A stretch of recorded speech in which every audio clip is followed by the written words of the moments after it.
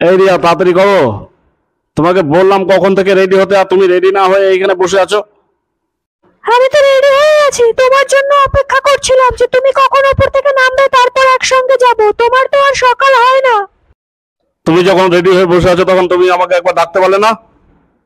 রোজ রোজ আমার এই ন্যাকামো ভালো লাগে না। প্রত্যেক দিন তোমাকে ডাকতে হবে কেন? তুমি জানো না অফিস টাইম, জানো না কখন বেরোই, জানো না?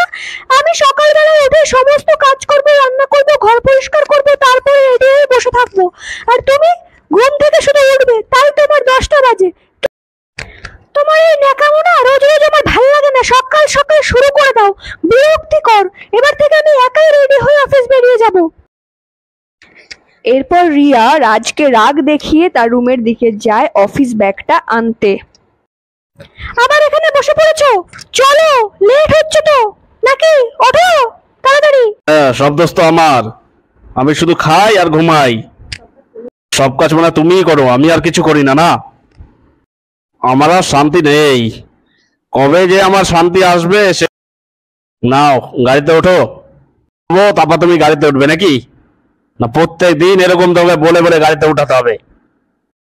এইভাবে রাজ আর রিয়া ঝগড়া করতে করতে অফিসের দিকে রওনা হলো। নাও, তুমি নিজের টেবিলে গিয়ে বসো। হ্যাঁ হ্যাঁ, আমি নিজের টেবিলে গিয়ে বসবো। তোমার টেবিলে তো আর বসতে যাবো না, সেটা আমার ভালোভাবেই জানা আছে কোথায় বসতে হবে না বসতে হবে। তুমি যাও, গিয়ে তোমার কাজ করো, যাও। এইভাবে প্রতিদিনের মতো রাজ আর রিয়া ঝগড়া করতে করতে অফিসে গেল। তো ছোট্ট বন্ধুরা, গল্পটা তোমাদের কেমন লাগলো আমাদের কমেন্ট করে জানাও। লাইক সাবস্ক্রাইব করতে কিন্তু ভুলো না। সবাই খুব ভালো থেকো, টাটা।